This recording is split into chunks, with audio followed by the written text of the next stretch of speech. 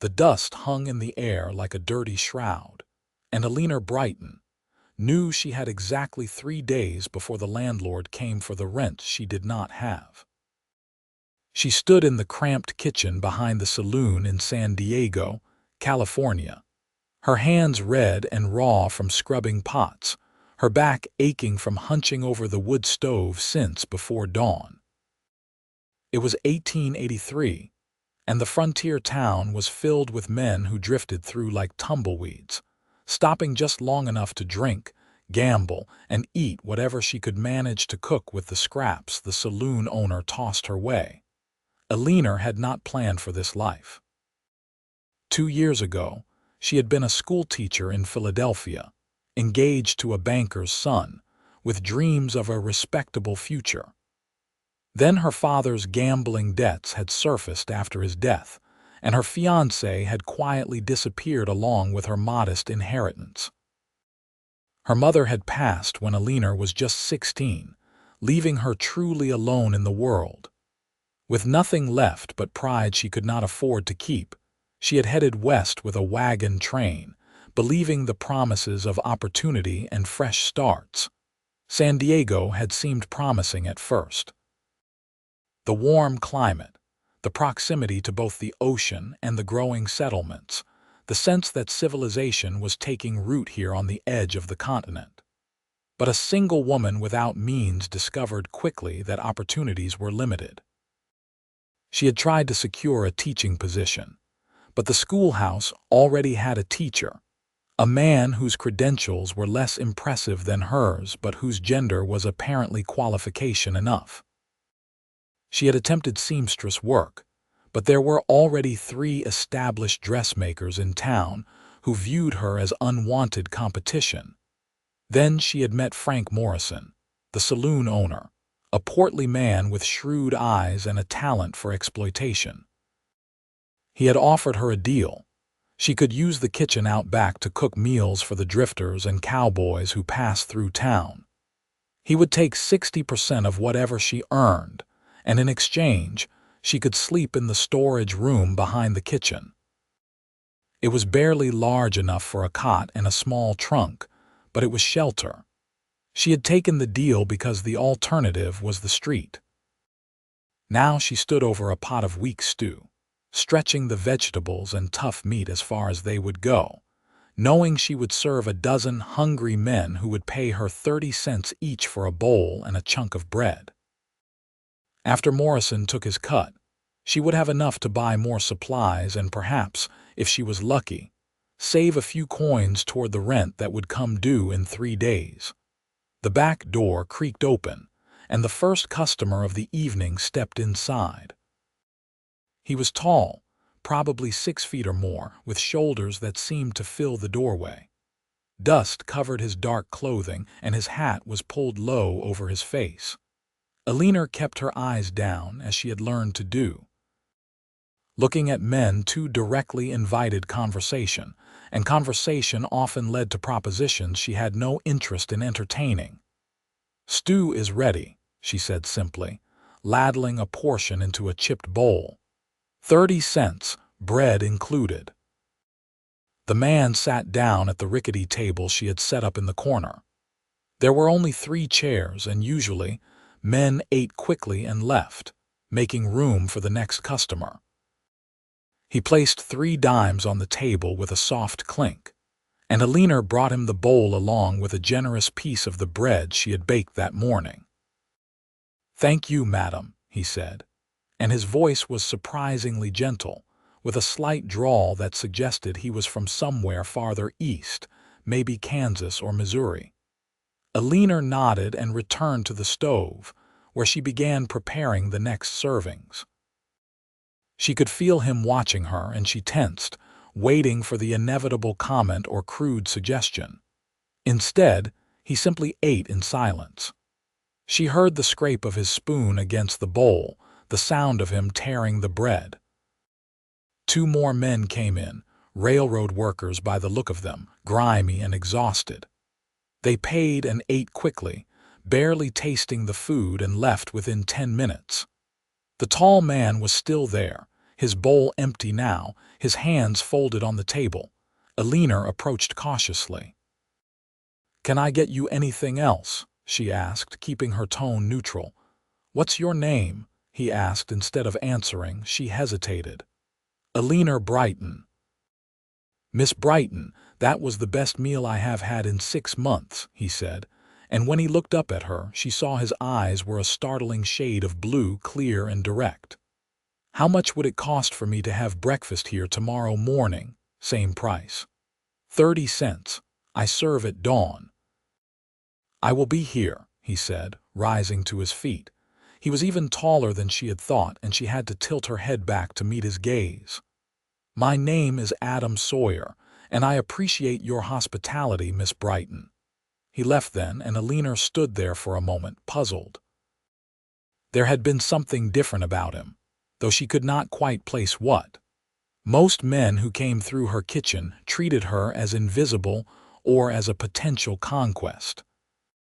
Adam Sawyer had looked at her as though she were a person, which was such a novelty that she found herself thinking about him as she cleaned up for the night. True to his word, Adam Sawyer appeared at dawn the next morning. Eleanor had prepared flapjacks and bacon, a more substantial breakfast than she usually managed, but she had negotiated a better price on pork belly from the butcher the day before. Adam ate slowly, savoring each bite, and when he finished, he surprised her by carrying his plate to the wash basin. "You do not have to do that," Eleanor said quickly. "I know," Adam replied, "but you are doing enough work as it is." Over the next 3 days, Adam Sawyer came for every meal: breakfast at dawn, lunch at midday, supper in the evening. He always paid exactly what she asked, never haggled, never complained.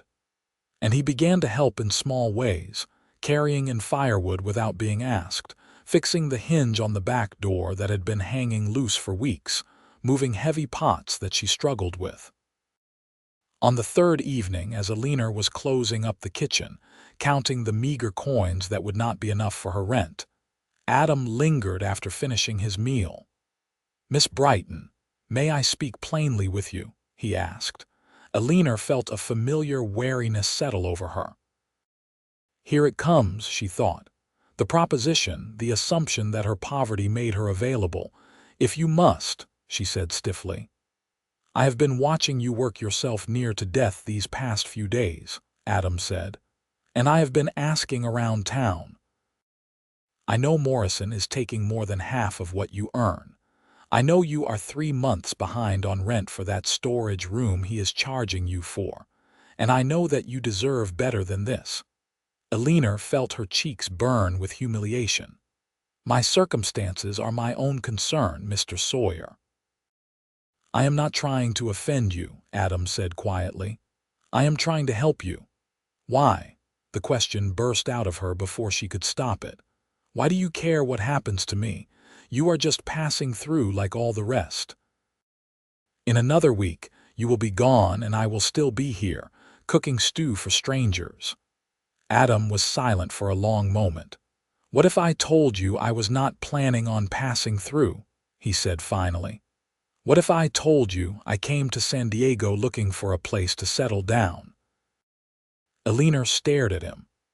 "Then I would ask why you have been eating in a kitchen behind a saloon instead of finding proper lodging and employment."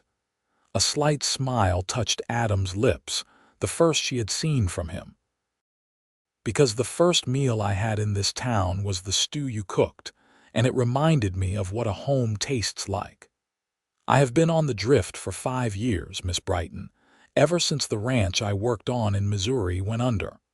I have been from Kansas to Texas to New Mexico, and now here. I have been looking for a reason to stop moving, and I think I have found it. Mr. Sawyer, I do not know what you think you have found, but I can assure you, let me help you," Adam interrupted. "Not because I want anything from you except maybe the chance to eat your cooking every day. Let me help you get out from under Morrison's thumb. Let me help you build something better than this." Eleanor wanted to say no. She wanted to protect herself from the inevitable disappointment. From the moment when Adam Sawyer would realize she was not worth the effort and drift away like everyone else in her life had done. But desperation was a powerful motivator, and she could not afford pride anymore. "What did you have in mind?" she asked cautiously. Adam leaned forward, his eyes bright with something that looked like hope. "I have savings. Not a fortune, but enough to rent a proper building. You could open a real restaurant, not just a kitchen in the back of a saloon. I could work as your partner, help with the heavy labor, deal with suppliers, manage the finances. We would split the profits fairly and you would have your own place, your own business." It sounded too good to be true, which meant it probably was. "Why would you invest your savings in a business with a stranger?" Eleanor asked. "Because I am tired of being alone," Adam said simply. "Because I am 30 years old and I have spent the last 5 years with nothing but my horse for company. Because I walked into this kitchen 3 days ago, and for the first time in longer than I can remember, I felt like I was somewhere I belonged." There was such raw honesty in his voice that Eleanor felt something crack in the protective wall she had built around her heart. She looked at this man, this stranger who had appeared out of the dust and heat, and she made a decision that terrified her. "All right," she said, "we can try." The smile that spread across Adam's face was like sunrise, bright and warming, and Eleanor felt an answering flutter in her chest that she firmly told herself was just relief at having a solution to her immediate problems. The next 2 weeks were a whirlwind of activity. Adam found a small building on the main street, previously a dry goods store that had gone out of business. The rent was steep, but Adam negotiated it down by agreeing to pay 3 months in advance and repair the worst of the damage the previous tenant had left.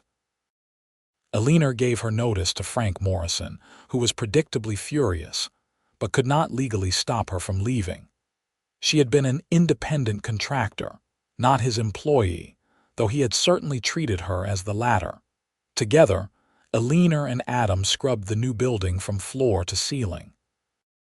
They whitewashed the walls, repaired broken windows, and sanded the rough wooden floorboards until they were smooth. Adam built tables and benches with wood he purchased from the lumber yard, demonstrating a skill with carpentry that surprised Eleanor. She asked him where he had learned it, and he told her about growing up on a farm in Missouri, the son of a carpenter father and a schoolteacher mother.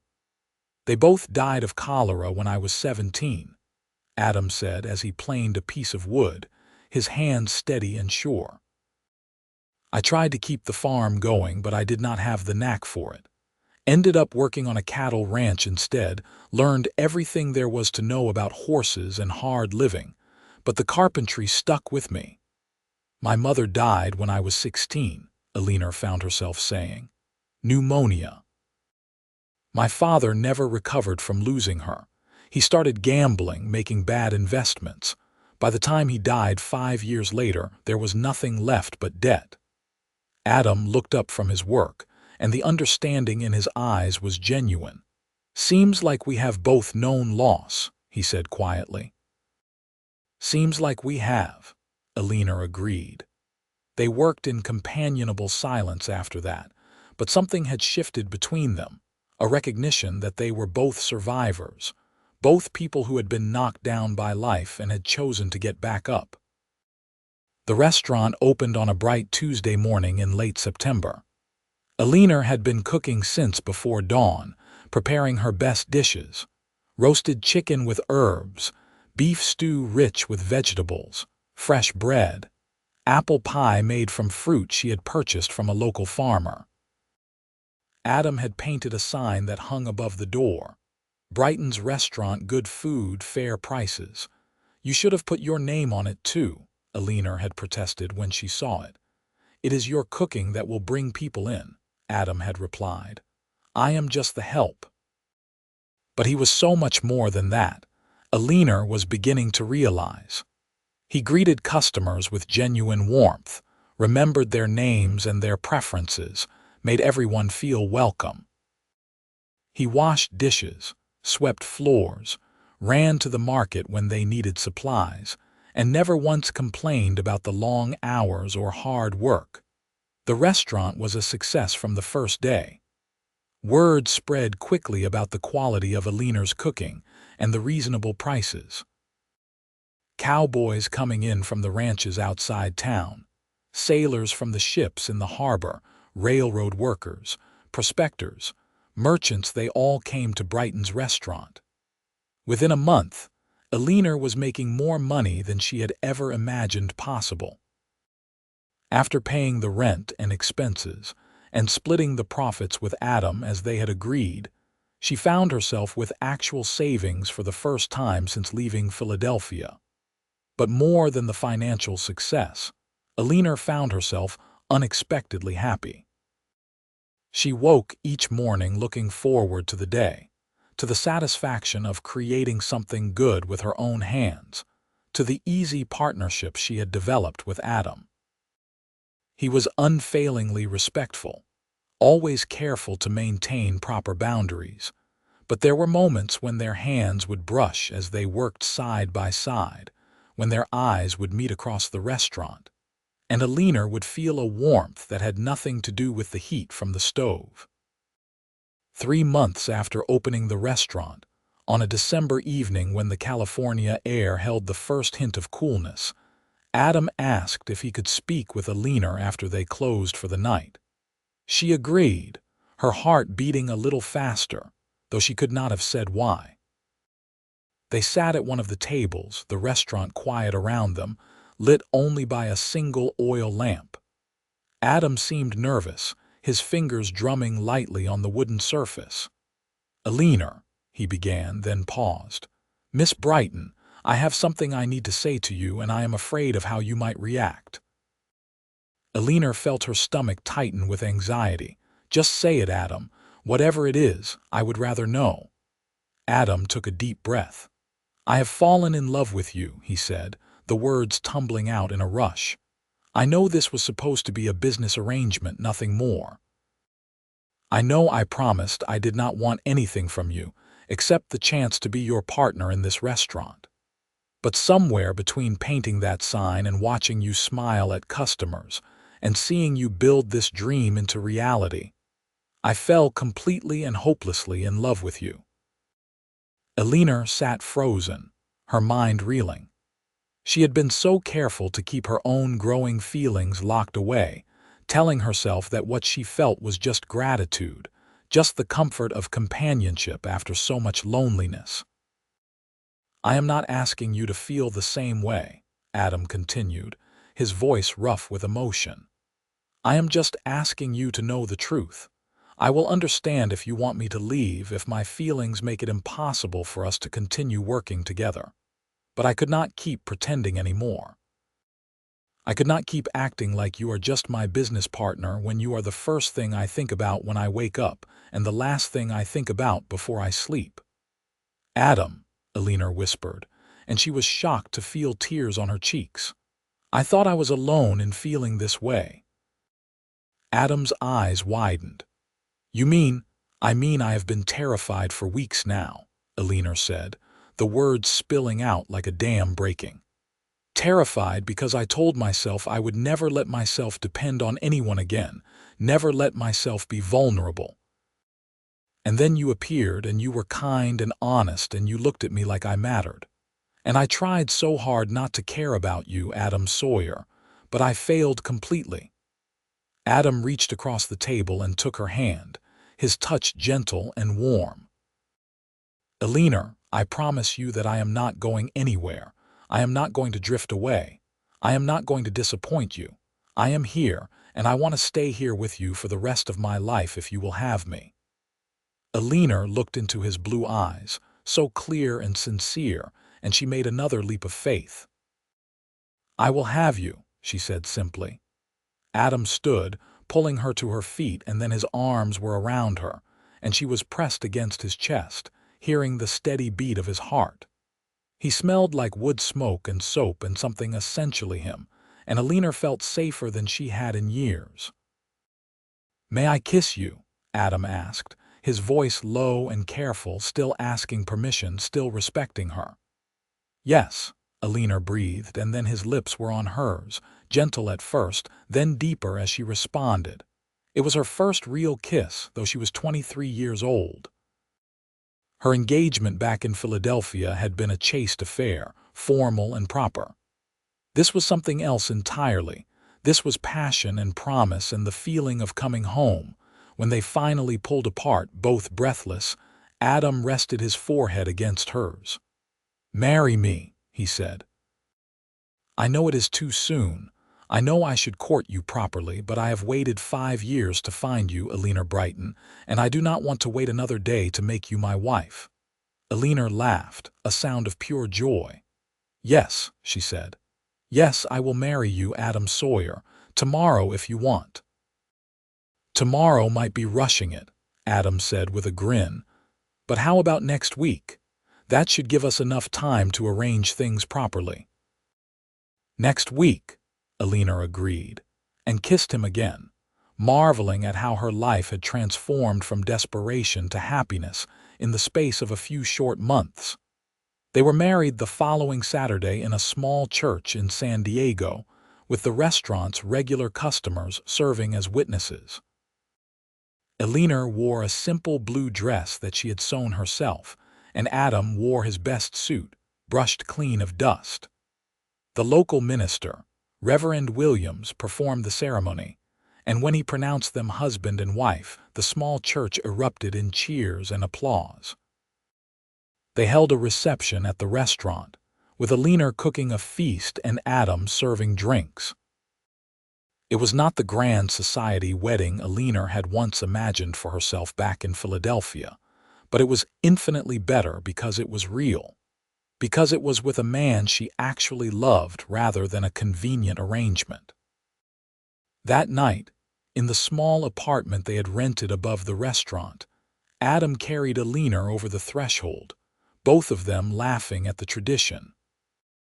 He set her down gently, and the laughter faded as they looked at each other, suddenly aware that they were truly alone together for the first time. "Are you nervous?" Adam asked softly, brushing a strand of hair from her face. "A little," Eleanor admitted, "but not afraid, never afraid with you." Adam kissed her tenderly, and then more urgently, and Eleanor let herself surrender to the feeling, to the love she had never expected to find. They came together as husband and wife, and Eleanor discovered that passion was not something to fear but something to celebrate, especially when it was rooted in genuine love and respect. The months that followed were among the happiest of Eleanor's life. The restaurant continued to thrive, and she and Adam fell into a comfortable rhythm of working together during the day and retreating to their apartment in the evenings. They talked for hours about everything and nothing, sharing their pasts, their dreams, their hopes for the future. Adam told her about his travels, the places he had seen, the characters he had met on the drift. Eleanor told him about her childhood in Philadelphia, her love of books and learning, her frustration at the limited opportunities available to women. "You know what we should do?" Adam said one evening as they lay in bed, Eleanor tucked against his side. "We should start a lending library at the restaurant. You have always wanted to teach, and books are a way of teaching, are they not? People could borrow books while they eat or just come in to read. We have the space." Eleanor sat up, excited by the idea. "Do you really think it would work?" "I think people are hungry for more than just food," Adam said. "I think you could give them something valuable, and I think you would be wonderful at it." So they started a small lending library, with books Eleanor ordered from San Francisco and some donations from townspeople who heard about the project. It was a modest collection at first, but it grew, and people did come to read and borrow. Eleanor found herself discussing literature with cowboys who had taught themselves to read, recommending books to minors who wanted to improve their minds, helping children with their lessons when they stopped by after school. Life was not without its challenges. The restaurant business was unpredictable, with good weeks and lean weeks. There was a particularly difficult period in the spring when a new establishment opened across town, offering cheaper prices and trying to steal their customers. But Adam and Eleanor weathered it together, focusing on quality rather than competing on price, and eventually their loyal customers returned, bringing new people with them. 2 years into their marriage, Eleanor discovered she was pregnant. She told Adam on a quiet Sunday evening the restaurant closed for their one day of rest. He was reading in the small sitting room of their apartment, and she stood in the doorway, watching him for a moment before speaking. "Adam, I have something to tell you." He looked up, immediately attentive to the tone in her voice. "What is it? Are you all right?" "I am perfectly well," Eleanor said, moving to sit beside him. "In fact, I am better than well. I am going to have a baby." The book slipped from Adam's hands, forgotten. "A baby?" He repeated, his voice filled with wonder. "Eleanor, are you certain?" "I am certain. The doctor confirmed it this morning. We are going to be parents, Adam." He pulled her into his arms, holding her so tightly she could barely breathe, and when he pulled back, she saw tears on his face. "I never thought I would have this," he said, his voice thick with emotion. "A wife who loves me, a home, and now a child. Eleanor, you have given me everything." "We gave it to each other," Eleanor corrected gently, wiping the tears from his cheeks. "We built this together." The pregnancy was difficult at times. Eleanor struggled with morning sickness that lasted well into the afternoon, and the heat of the kitchen became oppressive as her belly grew. Adam hired additional help, a young woman named Sarah who was grateful for the work and proved to be a competent assistant. Eleanor gradually stepped back from the heaviest work, focusing instead on menu planning and managing the lending library, which had grown considerably. Their son was born on a cool January morning in 1886, after a labor that lasted nearly 20 hours. Adam stayed by Eleanor's side the entire time, holding her hand, wiping her forehead with a cool cloth, whispering encouragement. When the midwife finally placed the squalling infant in Eleanor's arms, she looked down at the tiny red face and felt a love so fierce it took her breath away. "What should we name him?" Adam asked, his finger gently stroking the baby's soft cheek. "I was thinking about your father," Eleanor said. "What was his name?" "Thomas," Adam said softly. "Thomas Sawyer." "Then Thomas it is," Eleanor decided. "Thomas Brighton Sawyer." Little Thomas was a healthy, hungry baby who kept them both exhausted for the first few months.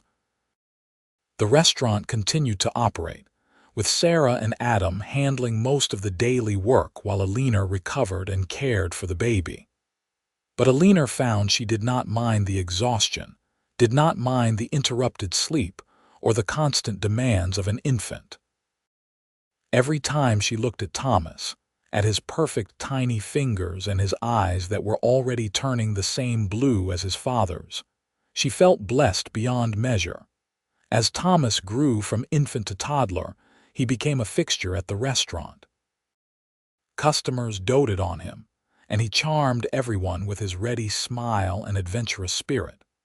By the time he was 3 years old, he was helping in the kitchen, standing on a stool beside Eleanor and stirring bowls with great concentration.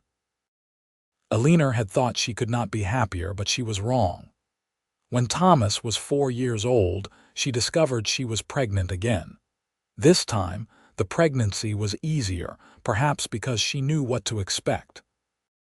Their daughter was born in the summer of 1890, a healthy girl with her mother's dark hair and her father's blue eyes. "We should call her Rose," Adam suggested, looking down at the sleeping infant. "Because she is as beautiful as a rose, and because you have made our life bloom, Eleanor. You took a drifter and a desperate woman and turned us into a family." So Rose Sawyer joined the family, and the apartment above the restaurant became even more crowded and chaotic and wonderful. Thomas was a devoted big brother, constantly wanting to hold his baby sister and show her his toys. Eleanor and Adam moved to a small house on the edge of town when Rose was 6 months old, finally having saved enough to purchase property of their own. It was a simple wooden structure with 3 bedrooms, a kitchen, a sitting room, and a porch that looked out toward the mountains in the distance. The restaurant continued to thrive, becoming an institution in San Diego. People came not just for the food but for the atmosphere, for the lending library, for the sense of community that Eleanor and Adam had fostered. They hired more help as the years went by, training young people in both cooking and serving, giving opportunities to those who needed them just as they had once needed opportunities themselves. On their 10th wedding anniversary, Adam surprised Eleanor with a gift. It was a leather-bound journal, and inside the front cover, he had written, "To my dearest Eleanor, the woman who saved my life by letting me stay. Write our story, so our children and their children will know how much can grow from a single act of courage." Eleanor ran her fingers over the smooth leather, touched beyond words. That evening, after the children were asleep, she sat at the kitchen table in their house and began to write. She wrote about desperation and hope, about cooking for drifters in a kitchen behind a saloon, about the tall cowboy who had refused to leave. She wrote about love and partnership, about building something meaningful together, about the family they had created. The years continued to flow by, marked by small joys and occasional sorrows. They lost regular customers to age and illness, but gained new ones as San Diego continued to grow and change. The library expanded until it took up half the restaurant, and Eleanor began hosting reading groups and discussion nights. Adam continued to manage the business side of things, proving to have a shrewd head for finances and expansion. When Thomas was 15 and Rose was 11, Adam came home one evening with unexpected news. "I have been offered a business opportunity," he said as they sat around the dinner table. "A man from Los Angeles wants to partner with us to open a second restaurant there. He would provide the building and the initial investment, and we would provide the expertise and management." Eleanor considered it carefully. "What do you think we should do?" she asked. "I think we should let Thomas decide," Adam said, looking at their son. "If we do this, you would be old enough to help manage the San Diego location. It would be a lot of responsibility, but I think you are ready for it. And your mother and I could split our time between the 2 locations." Thomas, who had grown into a tall, serious young man with his father's work ethic and his mother's intelligence, straightened in his chair. "I can do it," he said. "I know this restaurant inside and out. I can handle things here." So they expanded to Los Angeles, and the second Brighton's restaurant was as successful as the first. Thomas proved more than capable of managing the San Diego location with supervision, and Eleanor and Adam found themselves traveling between the 2 cities, still working together as they had from the beginning. Rose, meanwhile, discovered a passion for teaching. When she was 16, she began helping the local schoolteacher, and when she was 18, she took the exam to become a certified teacher herself. Eleanor watched her daughter follow the path she herself had once dreamed of, and felt a deep satisfaction that Rose had opportunities Eleanor had been denied. "You made this possible," Eleanor told Adam one night as they sat on the porch of their house, watching the sunset paint the sky in shades of orange and pink. "If you had not walked into that kitchen behind the saloon, if you had not refused to leave, none of this would exist. Not the restaurants, not our children, not this life." Adam took her hand, his fingers lacing through hers with the familiarity of decades together. "If you had not had the courage to let me help," he countered, If you had not taken a chance on a drifter with nothing but savings and a dream, I would probably be dead in a ditch somewhere. You saved me, Eleanor. You gave me a reason to stop running." "We saved each other," Eleanor said softly, leaning her head on his shoulder. "That is what love does. It saves us from ourselves." They sat in comfortable silence as the sun dipped below the horizon. Two people who had found each other in the dust and heat of a California frontier town and had built a life together that neither could have imagined alone. The years continued their steady march. Thomas married a sweet girl named Hannah when he was 22, and they gave Eleanor and Adam their first grandchild, a boy they named Adam Thomas Sawyer, when Eleanor was 50 years old. Rose married a fellow teacher when she was 24, a kind man named Daniel who shared her love of books and learning. They had twin daughters, and Rose continued to teach while raising her family. The restaurants continued to prosper, becoming beloved landmarks in both San Diego and Los Angeles. Eleanor gradually stepped back from the daily operations, focusing her energy on writing and expanding the lending libraries. She published a small book of recipes and stories from the restaurants, and it sold surprisingly well, leading to requests for more. Adam remained active in the business longer, but eventually he too began to slow down, his hair now completely gray, his movements a bit stiffer than they once were. But his eyes were still the same clear blue, still filled with love when he looked at Eleanor. On their 30th wedding anniversary, their children and grandchildren gathered at the house for a celebration. Eleanor looked around the table at the faces she loved, at the family that had grown from that single moment of desperate courage when she had agreed to let Adam help her, and she felt overwhelmed with gratitude.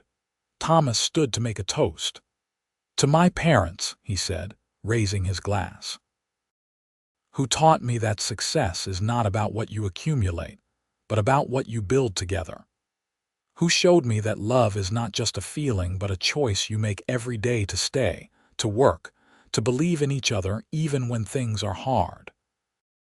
You started with nothing but determination and hope, and you created all of this. We love you, and we are grateful for the example you have set." Everyone raised their glasses, and Eleanor felt tears prick her eyes. Adam squeezed her hand under the table, and she squeezed back, a silent conversation that needed no words. That night, alone in their bedroom, Adam held Eleanor close. They were both in their 50s now, their bodies marked by age and hard work, but the connection between them was as strong as ever. "You ever regret it?" Adam asked quietly. "Giving up your dreams of being a teacher, tying yourself to a restaurant and a drifter?" Eleanor turned to look at him, genuinely surprised by the question. "Adam Sawyer, I have never regretted a single moment of our life together. I thought I wanted to be a teacher, but what I really wanted was to matter, to make a difference. And I have done that, just not in the way I expected. I have taught through those lending libraries. I have made a difference in the lives of the young people we have employed and trained. And I have had the privilege of building a life with a man who sees me as an equal partner, who respects my mind as much as my cooking. How could I regret that?" "I just want you to be happy," Adam said, kissing her forehead. "That is all I have ever wanted." "I am happy," Eleanor assured him. "I am profoundly, completely happy. Are you?" "More than I ever thought possible," Adam replied. "You know, sometimes I think about that day when I walked into that kitchen behind the saloon. I had been planning to just eat and move on like I always did. But there was something about you, Eleanor, something in the way you held yourself, proud despite everything. Something in your cooking that spoke of care and attention to detail.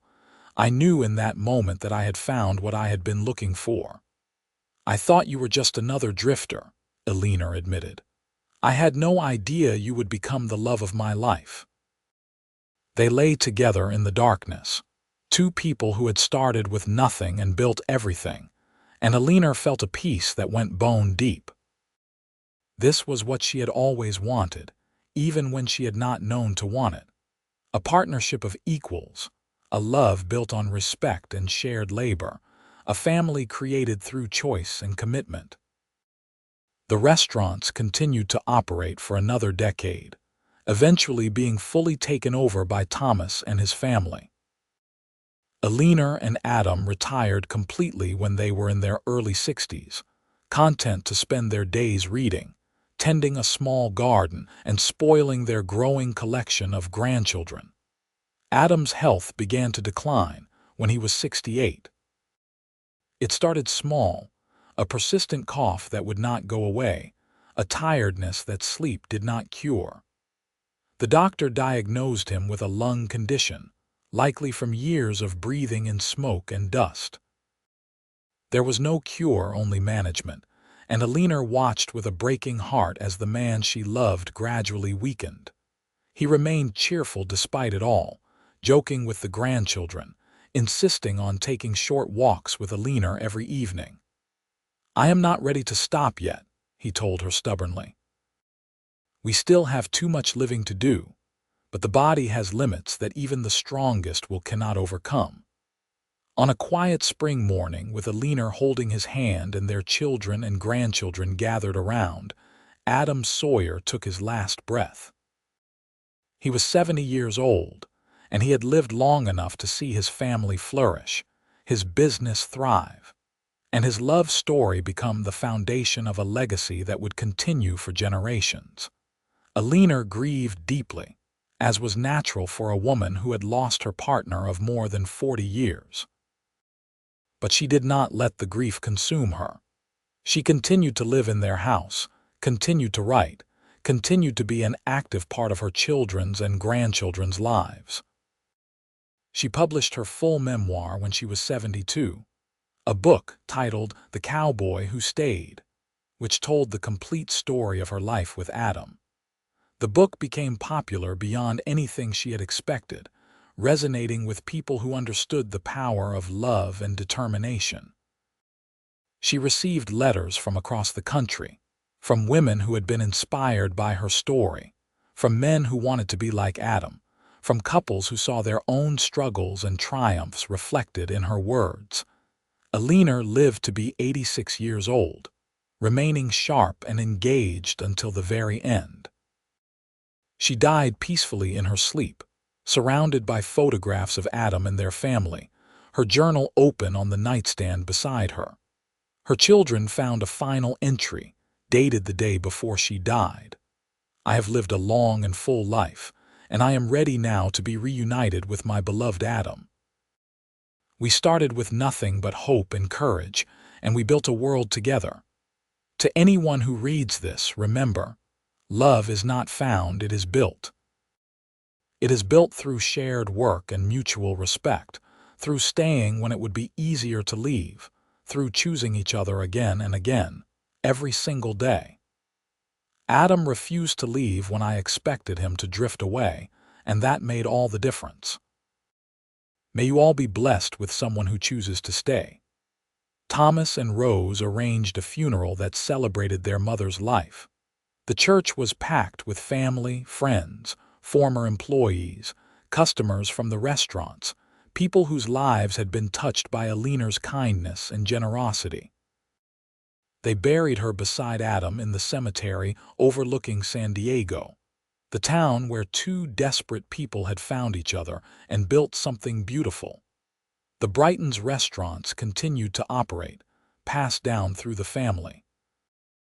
The lending libraries became independent institutions, supported by endowments Eleanor had established. Her memoir remained in print, inspiring new generations with the story of a woman who had cooked for drifters to survive and a cowboy who had refused to leave. In the end, Eleanor and Adam's greatest legacy was not the businesses they had built or the wealth they had accumulated. It was the proof that love, when rooted in mutual respect and shared purpose, could transform lives. They had both been adrift, both been lost, until they found each other in that cramped kitchen behind a saloon. And from that unlikely beginning, they had created a love story for the ages, a testament to the power of choosing to stay when everyone else is leaving, to the courage of building together when it would be easier to remain alone. Their great-grandchildren still gathered every year on the anniversary of Eleanor and Adam's first meeting, sharing a meal at the original Brighton's restaurant location in San Diego. The building had been preserved as it was, a museum and working restaurant combined, a place where people could taste the same recipes Eleanor had perfected and read from the same books she had collected. And in the kitchen, hanging above the old wood stove that had been carefully restored, was a simple sign with words Adam had carved into wood decades ago. Love stays. Everything else drifts away. It was a reminder of a simple truth that two people had discovered in the heat and dust of the American frontier. That sometimes the greatest adventures come not from wandering, but from choosing to plant roots. That sometimes the most profound journeys happen when you stop running and start building. And that sometimes the love of a lifetime walks through your door on an ordinary day and refuses to leave, transforming everything you thought you knew about yourself and your future. Eleanor Brighton and Adam Sawyer had both been survivors before they met, people who had endured loss and hardship. But together, they became something more. Partners, lovers, friends, the foundation of a family that would flourish for generations. Their story began with desperation and a bowl of stew, and it ended with a legacy of love that would inspire countless others to believe in the transformative power of staying, of working together, of building something meaningful with the person who sees your worth even when you struggle to see it yourself. In the wild, unforgiving landscape of the American West in the 1880s, where so many were just passing through, searching for something they could not name, Eleanor and Adam had found what they were looking for in each other. And they had held on tight, refusing to let go, building a life and a love that proved stronger than any hardship, any challenge, any doubt. That was their gift to the world. The certainty that love, real love, is not about perfect circumstances or easy paths. It is about finding someone who will stay when staying is hard, who will work when work is required, who will choose you every single day even when the choosing is not easy. Eleanor had been cooking for drifters to survive, feeding people who would eat and leave and never look back. Until Adam Sawyer walked through her door, paid for his meal, and made the decision that would change both their lives forever, the decision to stay.